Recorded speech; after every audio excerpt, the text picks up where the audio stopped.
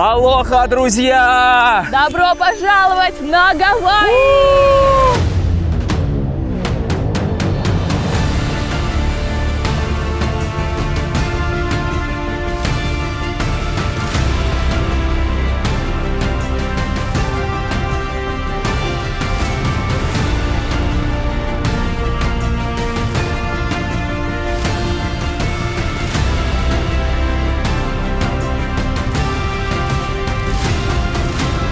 Не хватает только вылетающих птеродактилей. Прямо с острова Оаху мы летим на Кауаи, самый зеленый и дикий остров Гавайев, 4-й по величине. Перелет между островами всего полчаса. Заселились мы в апартаментах, вот в этом здании. За неделю у нас вышло $1000. У нас в распоряжении шикарная, просторная, бесплатная парковочка. И здесь стоит наш автомобиль. За рулем, как обычно, мой личный, прекрасный водитель. Вот, знакомьтесь, Елизавета. И такая машина обходится примерно в $100 в день. Но нам досталось абсолютно бесплатно, потому что на острове живут наши зрители Виктор и Елена. Спасибо им огромное за то, что нам дали покататься на своей ласточке. Вокруг острова, что интересно, проехать нельзя. Имеется вот такая главная дорога, она идет вдоль побережья. Это единственная главная дорога по половине острова. В целом она живописная, интересная, красивые виды, но если сравнивать с предыдущим островом гавайским, на котором мы были, остров Оаху, там, конечно, там горы, они прям рядом с дорогой. Здесь все-таки по-другому. Тоже горы имеются, но они находятся как бы на расстоянии, и перед этими горами живописные масштабные зеленые поля. Тоже такая своя атмосфера, что все-таки отличает этот остров от другого, и чувствуется, что ты едешь почему-то новому, что интересно открывать, а не то же самое, что было на предыдущем острове.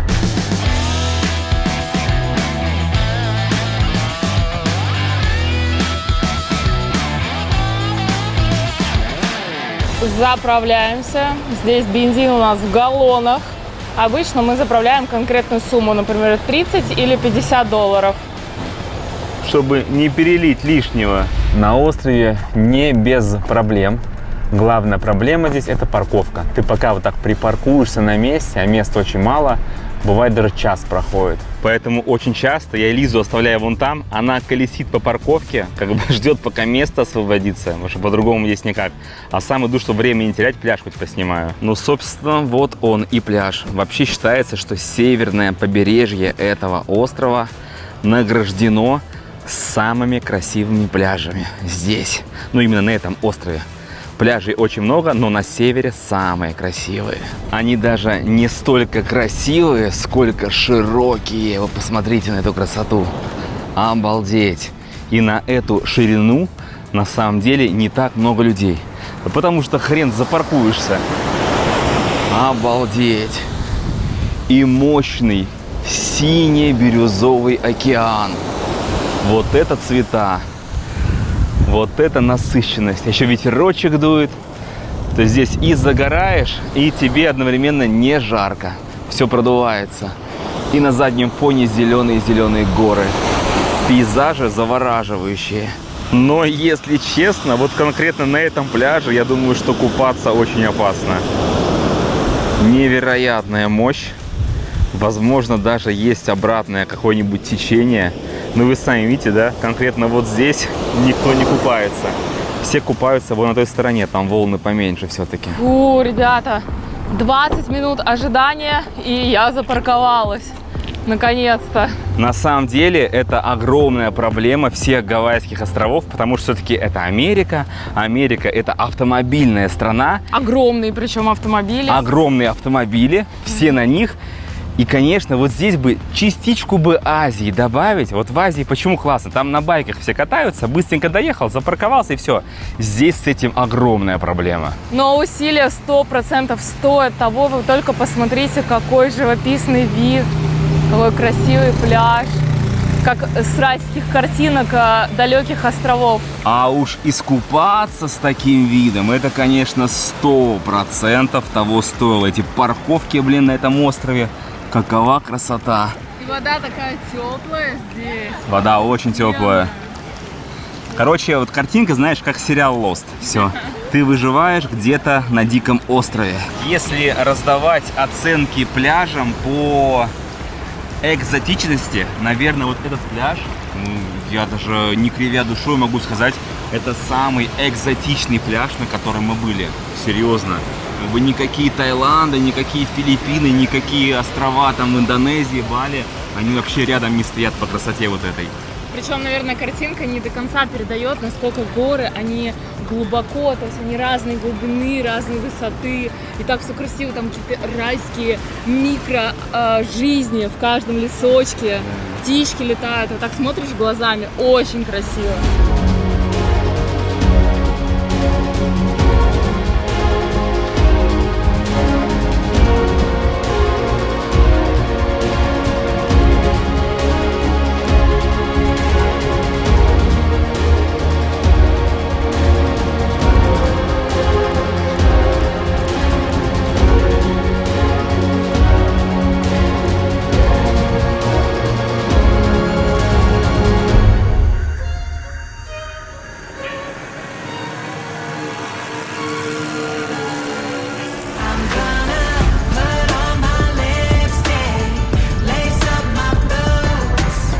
А теперь самое время отправиться исследовать огромный каньон. Это визитная карточка острова. Каньон называется Ваймеа, а еще его называют маленьким Гранд Каньоном.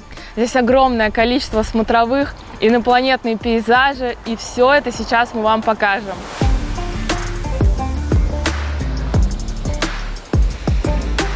Мы привыкли, что водопады обычно в тропиках полностью окружены зеленью, джунглями.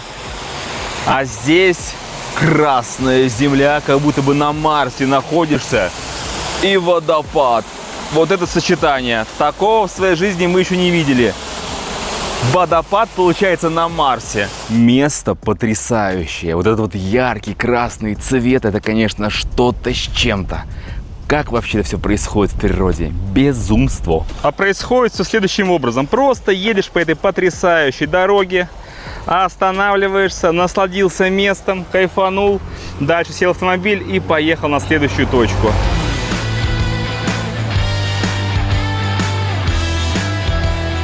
Одна смотровая круче другой. Запарковались, уже безумный вид, обрыв вниз, красная земля. Поднимаемся еще выше. Нам мало этой красоты, которую только что видели. Так, вот сюда, вот сюда, вот сюда. Вот это да. Слушай, так это прям Гранд Каньон почти. Вау! Да? Обалденно. Обалденно! Какие краски, видел? Ага, вот. Зеленый, красный, черный и желтый. Перемешано все.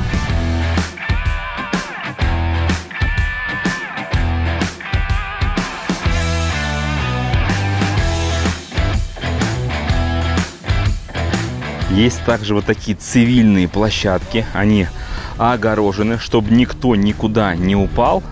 Но вид отсюда не менее красивый. Обалденные цвета. Смотрим и не можем налюбоваться. Очень ярко. Вот это кадр! Вы посмотрите! Уточки прямо на дороге. Трава зеленая-зеленая. И наш автомобиль вот так вот проезжает абсолютно один на дороге. Заехали еще выше до следующей смотровой. И такое ощущение, что попали в парк юрского периода. Это что вообще такое? Смотрите, мы очень высоко. Сквозь облака смотрим вниз. Там какие-то неисследованные земли. Бирюзово-синий океан. И только динозавров не хватает внизу ходящих.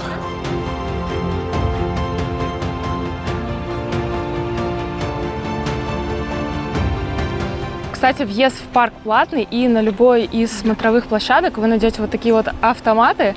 Здесь принимается только карточка, то есть нужно оплатить $10 за парковку и по $5 с человека за вход на любую смотровую. Но если вы забыли карточку дома, не переживайте, мы забыли ее дома, поэтому местные оплатили долларами по своей карте, а мы им наличкой дали, выручили нас. Дорога закрыта. Дальше идем пешком. Необычное начало трекинга, конечно. Полностью закрытая дорога, и по ней идут люди.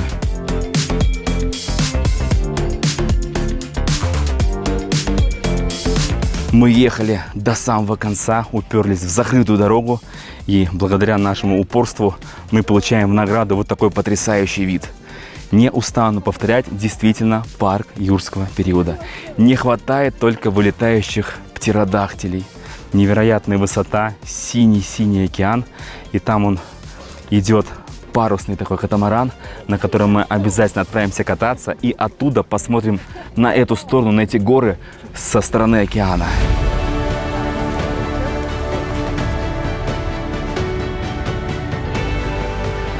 Огромное количество опасных выступов. О, Вот это да!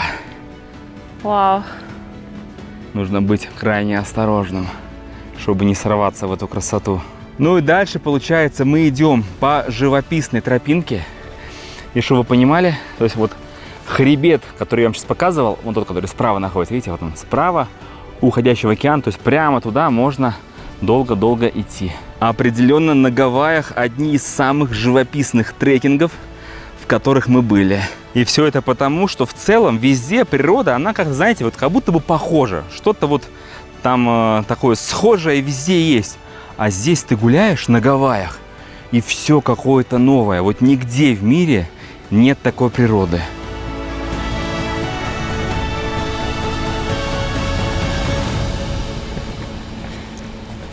Тропинка такая прикольная. Папоротники вдоль нее растут. Как будто сказка какая-то, и дорога из желтого кирпича проложена. Это не просто папоротник, это прям такие краски, зеленые, вырви глаз. Как будто не настоящий, знаешь, такой искусственный папоротник создали, чтобы красиво было. Я не выдержал, я должен был погладить эту зелень. Волшебство. Этот вид не может надоесть. Просто идешь по тропинке, и везде смотровые, на каждой смотровой останавливаешься, и по сути отовсюду открывается вот такой вид на эти горы, на океан. Просто чуть правее сдвигаешься.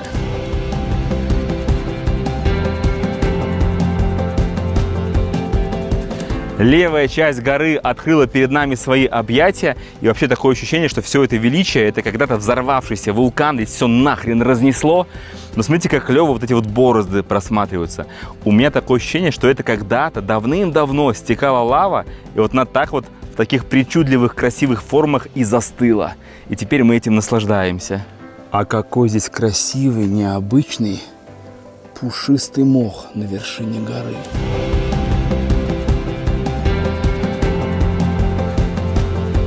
Чем дальше идем, тем выше трава.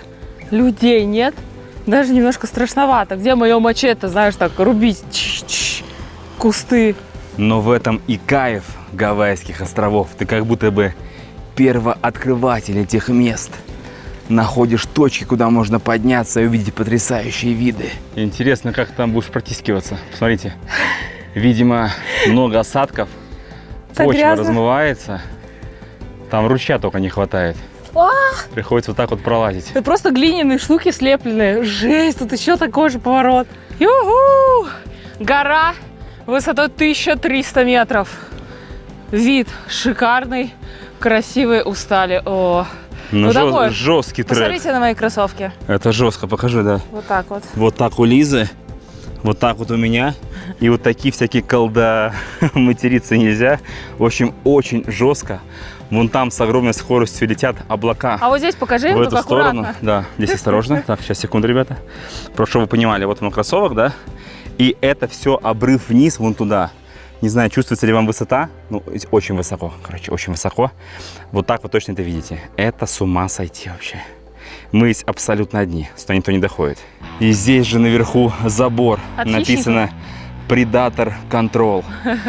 Понимаете, да? То есть там динозавры, ребята, реально. Все-таки это реально динозавры здесь. Это как, знаете, в Антарктиду приходишь на круизном лайнере там или на чем-то еще, и там типа говорят, что есть стена. Вот здесь, видимо, та же самая история. Вот такая вот стена, ты не можешь за нее пробраться. Но, скорее всего, динозавры действительно настоящие, и они есть. Чтобы вы понимали, какие здесь препятствия. Вот ближе к вершине. Одно дело забраться, еще нужно же спуститься. Так, конечно, я бы руку дал, но, видите, с камерой, просто чтобы вы понимали процесс. Вот если руку не давать, да, смотрите, она до сих пор не может спуститься. Ну и что ты там думаешь? Не знаю, как. Человек запутался. Давай, Лизон, ну, поздравьте человека, он справился и преодолел самые сложные препятствия, идет обратно. Самое главное, ребят, смотрите карту и по правильному трейлу вернитесь назад. А то мы сейчас Здесь можно заблудились. немножко заблудиться. Сейчас чуть не заблудились. Про нас бы, возможно, кино потом сняли с тобой. Ага, кино. Возвращаемся обратно, и могу вам сказать лишь одно. Если каким-то чудом, как и мы, доберетесь до Гавайских островов, и в частности до этого острова, то данное место обязательно к посещению. Это космос.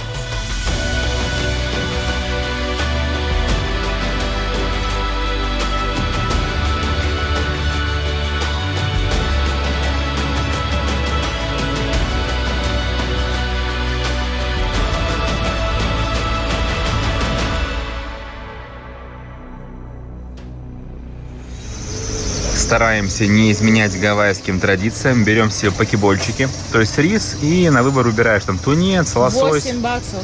И Один. кока-кола, пожалуйста, очень сытно.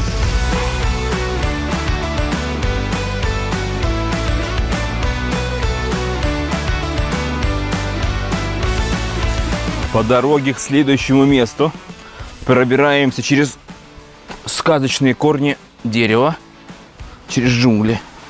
Далее живописнейшая зеленая тропа. Когда мы отсюда улетим, я определенно буду скучать вот по этой сочной зеленой траве. Так, слышите звук? Это значит, мы близко.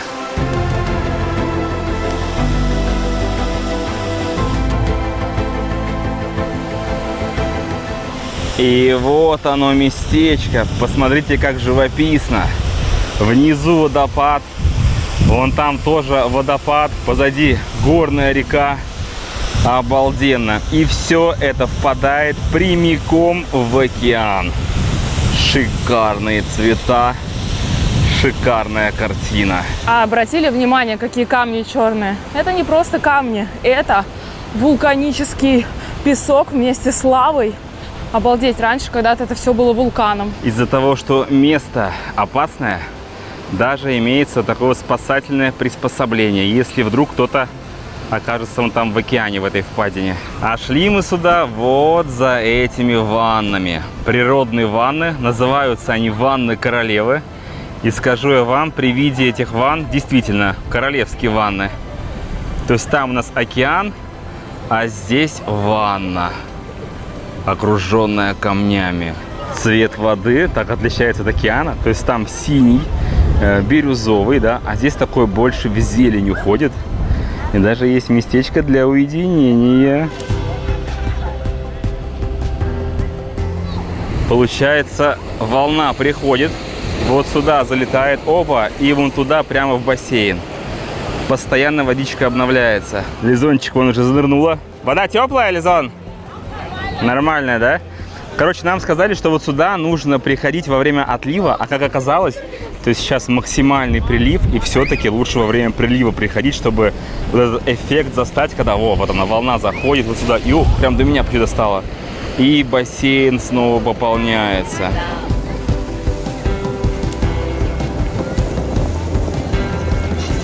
Короче, поток мощный. Такой думает, вроде тебя не снесет, моментально вот туда вырывает, обратно вот сюда.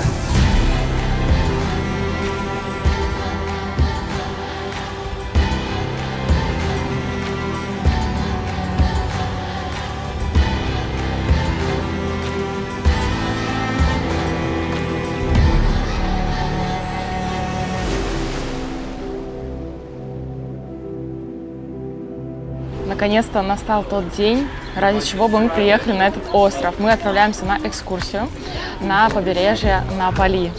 Самое красивое место здесь, и сначала мы его посмотрим на лодке. Атмосфера экскурсии, знаете, как прям в Таиланде. Идешь со всеми на лодочку, все заранее забронировал.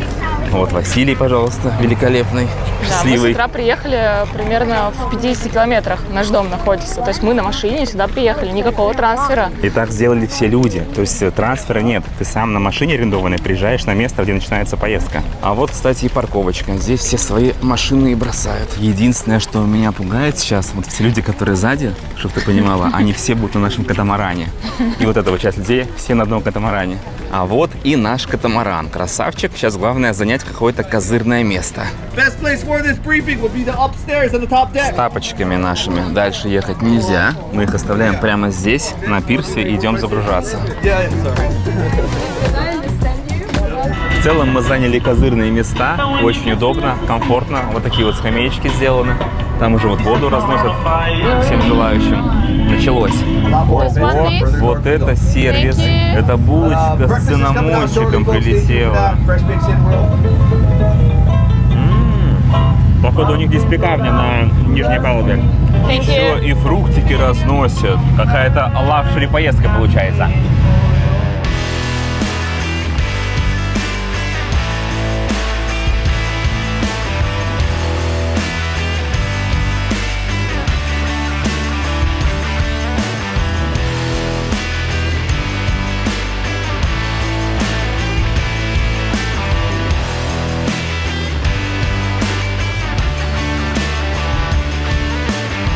Обалденно, ребята, дельфины прямо здесь. Очень круто. Прямо здесь играются с лодкой.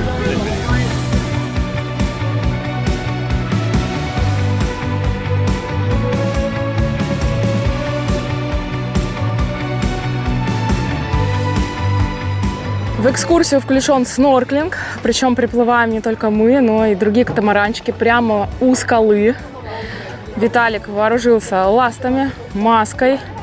Здесь выдается все. У нас есть своя камера, и мы отправляемся снорклить. Прикольно так сделано на катамаране, такой помост сзади. Опа! Отсюда видно, как темные рыбешки плавают вокруг. Надеюсь, Виталик что-то поснимает красивое.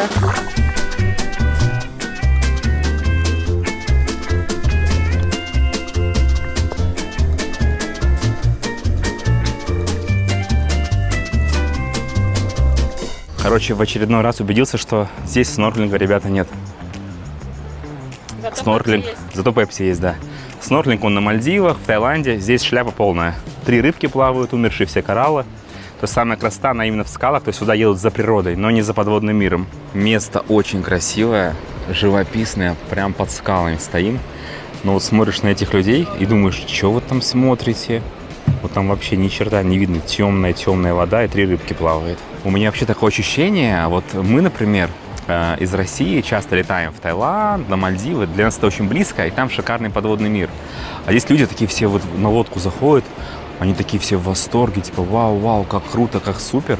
У меня такое ощущение, что вот они в Штатах живут, да, и ни разу в целом в Азии-то не были. Потому что далеко лететь, они вот куда-нибудь в Мексику, может быть, сюда, но подводного мира настоящего как будто они ни разу не видели. А я-то видел, и вот это конечно, кошмар. Все, что нужно знать об этой поездке. Смотрите, человек под дождем сидит. Зато вид красивый.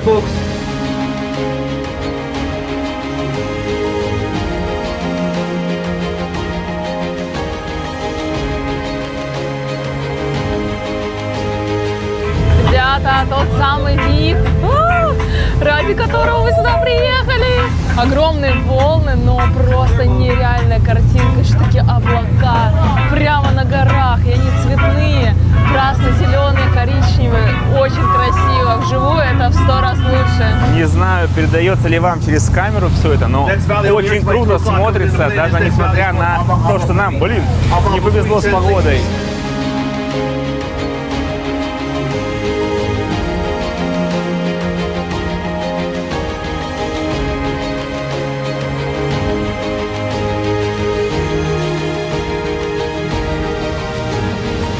Подплываем прямо к водопаду, можно потрогать, но, естественно, дадут детям потрогать. Но я тоже, здесь еще птицы живут в пещере, обалденно, как красиво. Офигеть, это даже страшно. Так близко.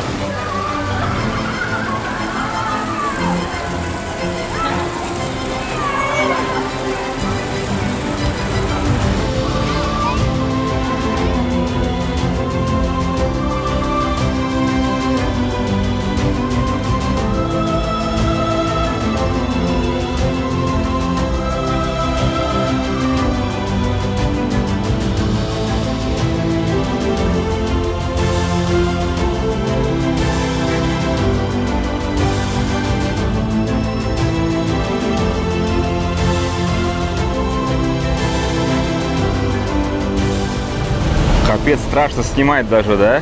Да, такие волны, Волны прям мощные. прям здесь. Ну прям к берегу подходим, пещеры разные. Очень красиво. А вон те беспредельщики вообще на надувных лодках здесь путешествуют. А вон та картинка, которая у вас сейчас по центру экрана вдали. Это как будто бы, знаете, открытие каких-то новых земель.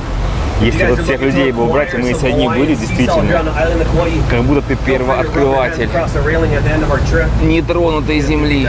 В этой поездке я понял, что катамаран – это испытание, потому что все время налево-направо нужно быть осторожным, чтобы не начало тошнить. Короче, смотреть лучше на горизонт, стараться, а не в телефон. А вот и пляж, до которого вообще не добраться по земле, только на лодке. А я уже даже и рад, что сегодня вот такая погода. Вот вроде смотришь, и как будто бы облака вот эти вот сверху на вершинах скал и гор как будто бы добавляют атмосферы. Шатается такое, видите? Мы первооткрыватели. Идем исследовать, находить загадочные земли в поисках сокровища. Главное, чтобы не стошнило. Надеюсь, вас там, вы когда смотрите, сейчас не тошнит. Знаете, максимальное погружение, ребят. Чтобы вы прям ощутили наши эмоции сейчас. И вдаль такая красота. И вот он, еще один шикарный, роскошный пляж. Песочек мягкий, но сюда тоже никак не добраться. Вот только так с воды можно на него посмотреть, я так понимаю. Нам рассказывают, что где-то здесь, в этих местах, снимались такие фильмы, как «Кинг-Конг» и «Пираты Карибского моря». Короче, где-то вот здесь бегал Джек Воробей. Я думаю, что определенно сейчас заслужил лайкос под этим видео, потому что я сейчас вывалюсь за борт. А еще нужно смотреть в телефон, все шатает, и меня уже подташнивает. Но я же должен вам эти красивые виды показать. То самое место, где мы ходили в трекинг, самая последняя точка смотровая, куда можно доехать на машине. Вот это место теперь с воды. А мы до этого ходили по самой верхушке, но сегодня облака. Нам повезло увидеть это место реально в очень райской такой картинке. Ребята решили поднять парус, чтобы мы могли красиво все это снять, сфоткаться. Только непонятно как. Дрон снова здесь не запустишь, да и вряд ли его разрешат запускать. Огромное количество вертолетов, каждые 5 минут летают, плюс национальный парк. То есть вообще ветер дует, волны, но дрон нереально запустить. Хотя, если вот так вот на 0,5, смотрите, Елизавета, это визитная карточка, открытка, можно сказать. Паруса. По-моему, шикарный вид получился.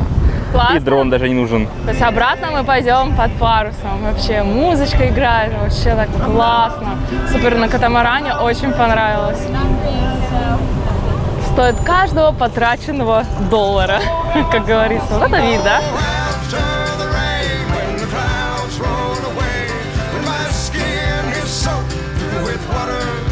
Если не брать в оборот снорклинг, а я сюда ехал не за снорклингом, в общем, на Гавайях нет снорклинга, я ехал все-таки вот за этой природой, за настоящими Гавайскими островами, да, и в целом красиво. Мы их получили, да? Очень. Тот самый вид, как с картинки. Несмотря на погоду.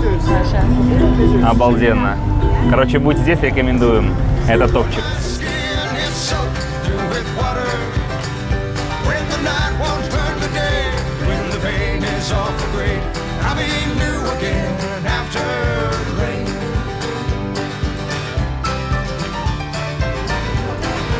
Ну что, накаталась? Понравилось? Да. Путешествие длилось 6 часов, не мало, так сказать. Здесь так встречают, тапочки, полили асфальт, чтобы не было горячо ходить. Вообще прям сервис классный, кормили. Ну, сэндвичи там такое, ничего особенного, но тем не менее печеньки, домашние булочки, напитки, все включено было. Даже алкоголь. Но мы не пили. Мы не пили, да. А так коктейли, пиво, все было.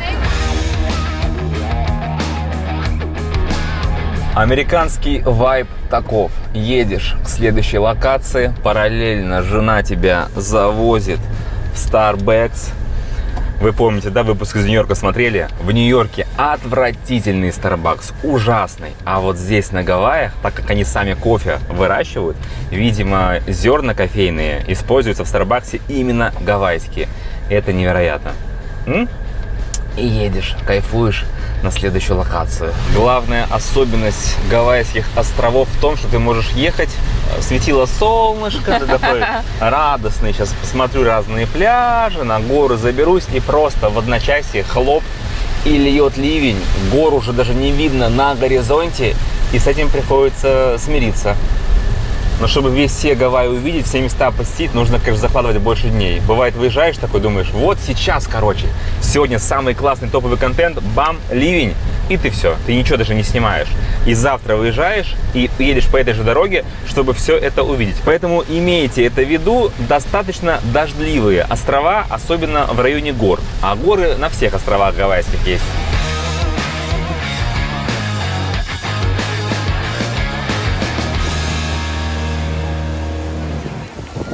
И сквозь дождь мы добрались до красивейшего места. Запарковали машину, идем смотреть.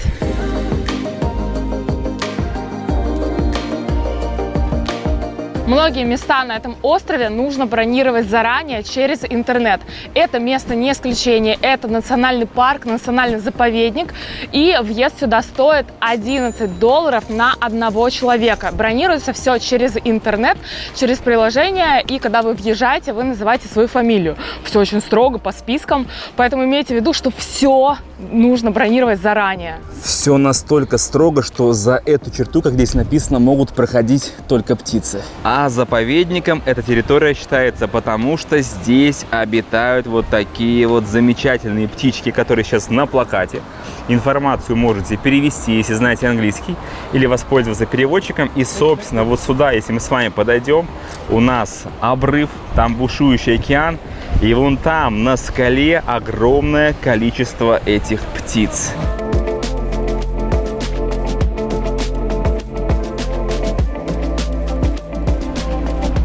И птичек можно не только в воздухе посмотреть, но и прямо здесь, на тропинке, в кустиках сидят, высиживают яйца. Смотрите, какая милота! Сидит там в тепле, сделала себе гнездышко, и скоро будет птенец.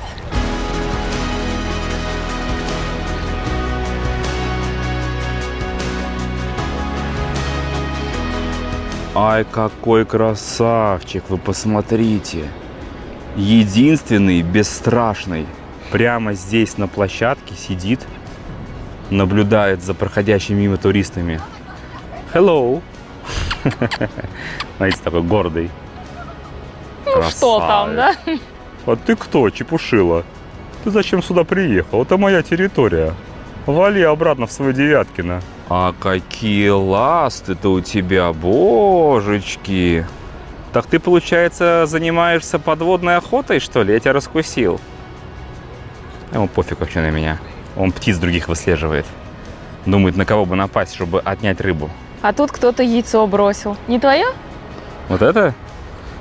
Ну не, у меня-то покрупнее будут яйца-то. У меня, конечно, посолиднее. А ты, смотрю, совсем, да? Это, одичала здесь. Уже шорты рваные, как бомж. Все деньги оставил на Гавайях в Америке. В трипье ходит, смотрите на нее. Да? Кажется, мы поняли, что за птичка сейчас была у вас на экранах. Вот как раз-таки этот плакат посвящен этой птичке. Вот так они высиживают яйца, потом появляются птенцы, выползают из своей норы и, собственно, видите, вот они летают. Это те самые, которые здесь уже вот они, порхают над океаном. Это альбатрос, да? Походу, да. Охотится. Красавец такой, истребитель. Смотри, смотри, жух, как падает. Гавайский. А в конце тропинка с птичками вывела нас к маяку. Он построен в 1913 году, то есть ему уже более 100 лет. Отличный плакат, на котором видны все птицы, которых вот здесь можно увидеть. Огромное внимание на острове уделяется гусям Нене. В простонародье это гавайский гусь. Видимо, живут они только на Гавайях. А куда им еще лететь-то? Мы в центре океана, там всего несколько островов гавайских, куда они полетят. Вот здесь развиваются, живут гуси Нене.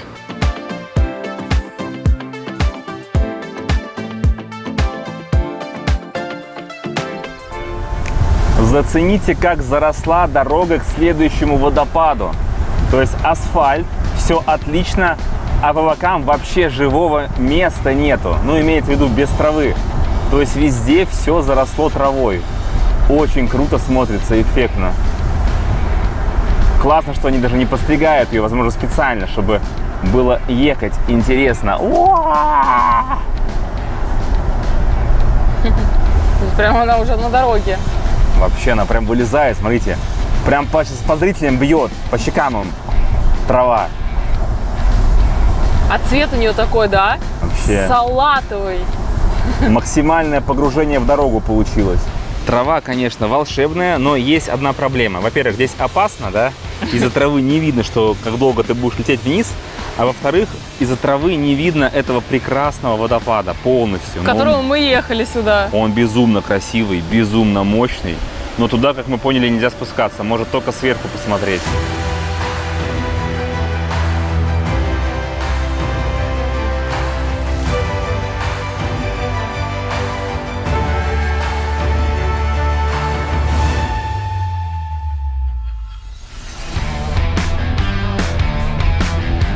Как и на прошлом острове Оаху гавайском, здесь очень много куриц, петухов. Они гуляют просто так, они ничьи, никто их есть не собирается. Вот видите, курочка, а на заднем фоне петушара стоит, никантара. На острове не так много мест, на самом деле, опять же, если сравнивать с другим масштабным островом Оаху. Но в целом здесь прикольно так провести недельку. Покатался, арендовал автомобиль и гоняешь. Смотришь пейзажи, наслаждаешься океаном, просторами, кайфово. Ребятки предлагают помыть машину. Нам-то это зачем? Мы только что были под проливным дождем, вся машина чистая. По дороге, когда едешь, можно много где останавливаться.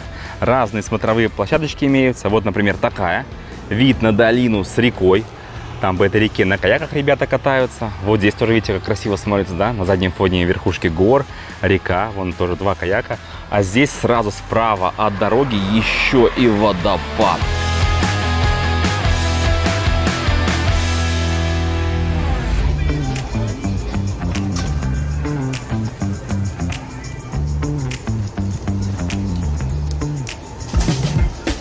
Только на Гавайях возвращаешься с покупочками из магазина, вот, пожалуйста, и здесь вот так вот петухи ходят с курицами.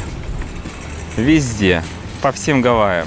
Тот самый магазин знаменитый, называется он Walmart. В целом, ну, один из самых бюджетных вариантов питания. Заходишь туда, приобрел себе там магазин курочку. для бомжей. Почему Лиза так сказала? Да потому что многие его не любят, говорят, испортился. Но, как видите, здесь можно приобрести каяки. Короче, на огромный магазин только вот такая вот часть. Это какие-то продукты, немножко овощей. Это все, что мы смогли урвать. То есть, если вдали посмотреть, там какая-то техника, там для дома что-то продается.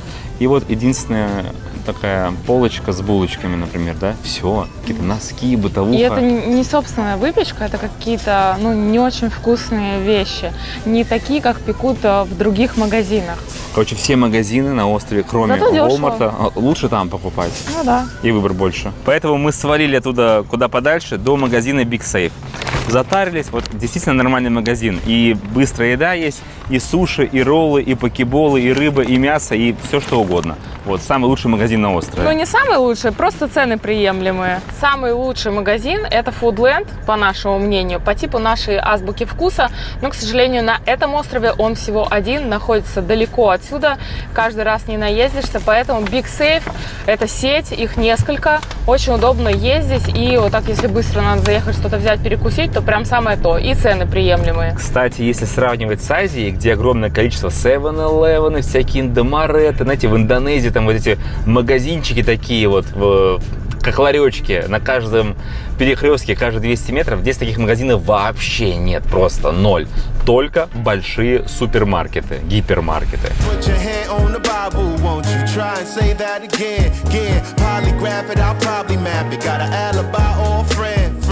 Живут же люди. Я бы хотел, наверное, иметь в таком месте дачку. Но, наверное, стоит это, мама дорогая. Какие шикарные виды, какие живописные горы. А это, знаете что? Это подстрижено. Это газон над забором. Такая шапка, да, необычная. И там какой-то роскошный дом для богатеев. Уходим. Это та самая одноэтажная Америка, которая у нас возникает в голове, когда нам говорят, что Америка, какой-нибудь там штат, люди живут в одноэтажных домах. Как-то так все это смотрится.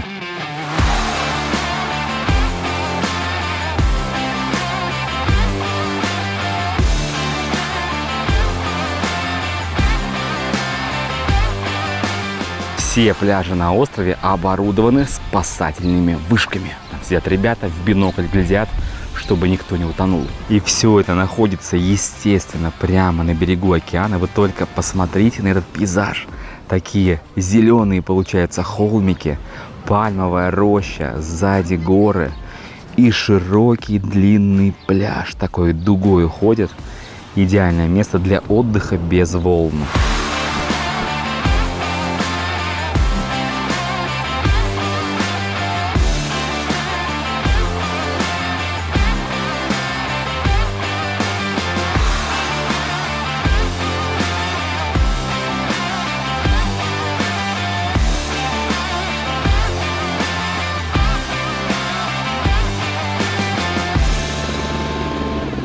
Кульминация нашей поездки на этот остров – это полет на вертолете. Стоимость $375 на одного человека.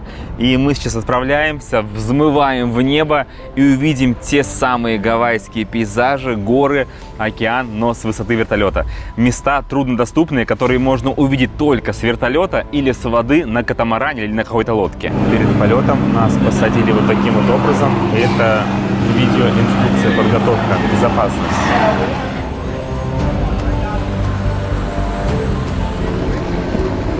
Наш вертолетик поистине малыш. Вот такой вот он. И мы летим вдвоем. Он двухместный, ну четырехместный, но мы как бы летим вдвоем. Мы уселись, но чтобы вы понимали, когда мы будем на вертолете лететь, то есть вот так вот телефон высовывать нельзя, потому что там скорость что-то 800 км в час потоки воздуха. И просто сдует все, и руку может сломать. То есть все снимать мы будем, получается, вот таким образом из кабины.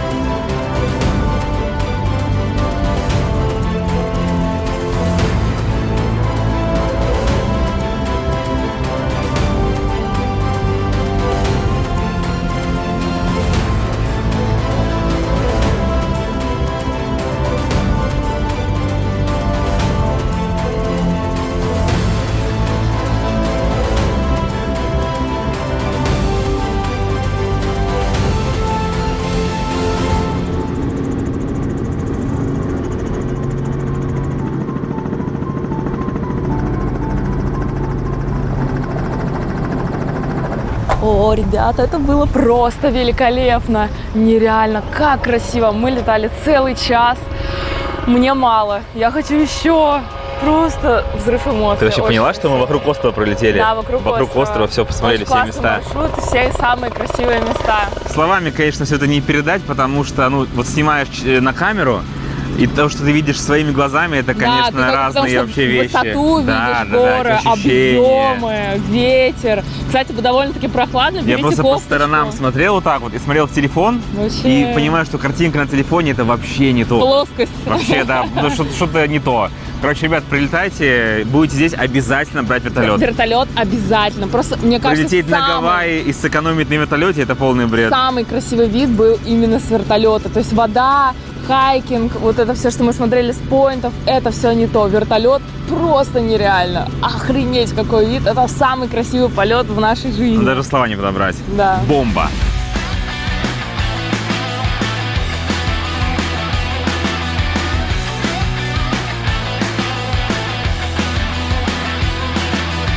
Я думаю, многие наши зрители любят кофе, так же, как и мы. И здесь, на Каваи, находится самая крупная плантация кофейная в США, представляете? Мы сейчас приехали просто в кофешоп, здесь можно купить кофе, соответственно, попробовать его. Ну, а на плантации есть отдельные туры, мы не поедем, мы уже видели, как растет кофе, но вы просто имейте в виду, что такое можно сделать. Ну, Лизон, а вдруг кто-то не видел кофе? Смотри, вот, если вы вдруг не в курсе, это кофейные зерна, вот, они растут вот так вот. Вау! На кустах, еще и не все, иди сюда. Так. Я, конечно, сам удивлен, вы представляете, здесь, на этой плантации, мне лично установили памятник. Вот видите, петух. Американский? Ну, я не американский, конечно, но петух. А вообще, это памятник всем мужикам. Мужики, ставьте лайки. Yes. Получается, разные сорта кофе, да? Да, разные Вот сорта выбираешь любой кофе, кофе, можно тебе наливают попробовать. бесплатно, пробуешь. Если Окей. понравится, потом приобретаешь. Бодренький. Вкус такой кофе насыщенный. Взяли себе 2 кофеечка. Домой. Будем пить дома, вспоминать Гавайи. Здесь также вот магазинчик, пожалуйста, сувенирная продукция. Все на тематику кофе, разные футболки, какой-то мед, кепочки вот, пожалуйста, с названием.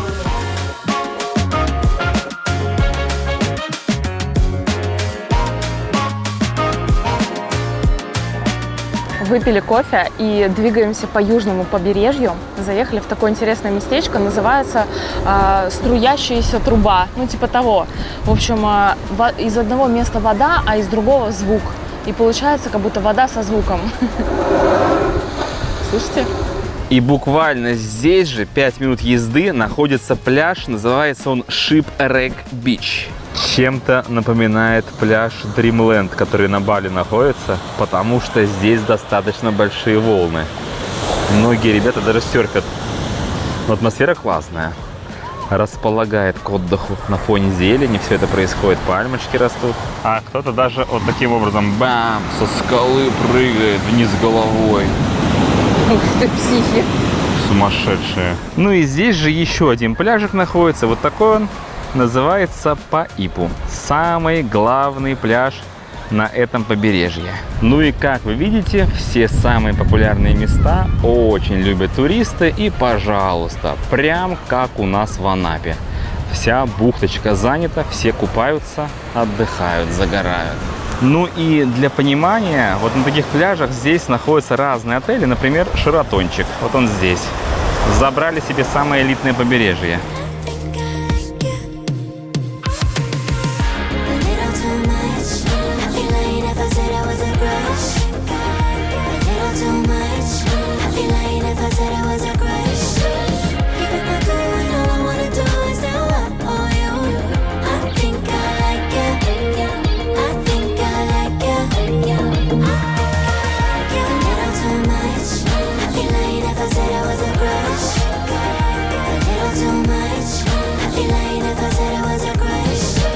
Ну вот, конечно, эти петухи с курицами и их семейством, посмотрите, они везде. Да, здравствуйте, здравствуйте.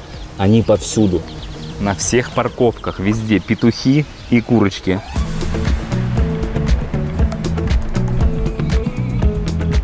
Огромная проблема этого острова в том, что это одно из самых дождливых мест на Земле.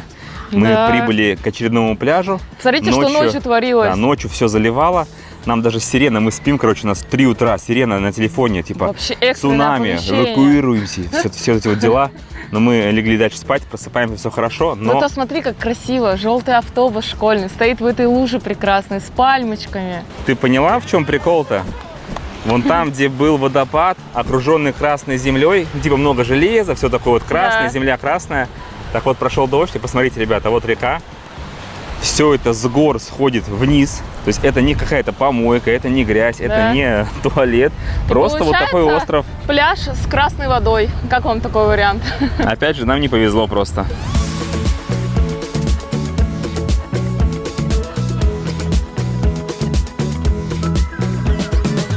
Но в целом место это популярное. Это видно по количеству автомобилей. Просто весь берег занят, а вообще здесь одно из самых лучших мест для снорклинга, но, к сожалению, мы его не увидим. А вообще, на любой гавайский остров, я считаю, нужно по времени минимум 3 недели. Почему вот прошлый остров мы сняли весь в солнечную погоду? Да потому что там также бывают дожди, бывают тучи. И мы в одно и то же место с Лизончиком возвращались по 3 раза, чтобы снять его в солнечную погоду. То здесь как бы для себя нам неделю хватит. Мы как бы посмотрели, все места увидели в разную погоду. Но вот именно чтобы передать весь остров в солнечную погоду, это минимально 3 недели. Нужно оставаться на каждом острове. Уж погода очень переменчивая. Вот эта картина. На заднем фоне огромный водопад там на горе. А здесь прикол. Дорога к пляжам, на которых мы уже были, самые красивые, экзотичные, смотрите, закрыто. Там все размыло. Вон дорога затоплена написано. Будем считать, что нам еще повезло. То есть мы туда съездили, в один день сняли.